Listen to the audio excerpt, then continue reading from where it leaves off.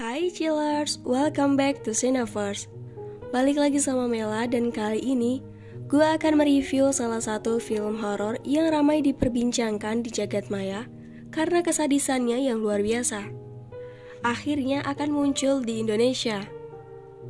Film yang berjudul Evil Dead Rise ini merupakan film kelima dari waralaba Evil Dead yang ceritanya benar-benar baru.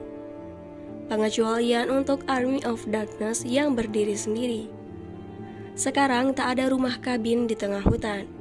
Kisahnya berpindah ke sebuah apartemen yang sudah tak layak lagi dihuni di pusat kota Los Angeles. Di sebuah kamar yang terletak di lantai teratas, tinggallah seorang ibu tunggal yang bernama Ellie yang diperankan oleh Alyssa Sutherland yang mengurus ketiga anak-anaknya. Ada Bridget yang diperankan oleh Gabrielle Eccles, Danny yang diperankan oleh Morgan Davis, dan yang terkecil Cassie yang diperankan oleh Nell Fisher. Cerita dimulai saat Ellie menyuruh anak-anaknya untuk membeli pizza di luar karena ingin berbicara berdua dengan Beth. Namun tak lama gempa yang lumayan kencang membuat apartemen bergoyang cukup lama.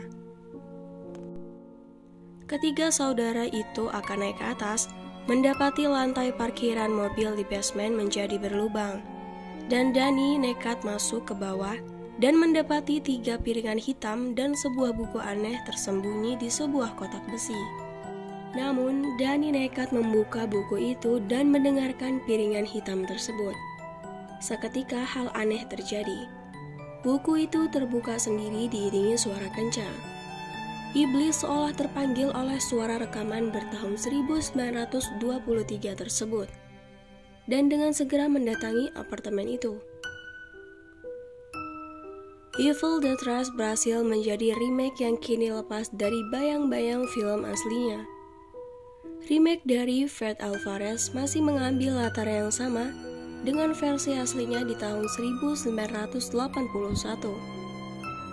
Dan di dalam film terbarunya di tahun 2023 yang disutradarai Lee Cronin, Evil Dead Rise melakukan pembaruan yang signifikan, baik dari sisi cerita maupun kehadiran elemen-elemen penting lainnya, seperti Necronomicon, Ex Mortis, atau yang kita kenal sebagai Book of the Dead. Salah satu pembeda utama Evil Dead Rise milik Lee Cronin dari semua waralaba Evil Dead adalah memasukkan kisah sekunder sebagai prolog sebelum masuk ke kisah utamanya, dan juga menjadikan adegan penutup menjadi awal dari prolog yang sudah ditampilkan.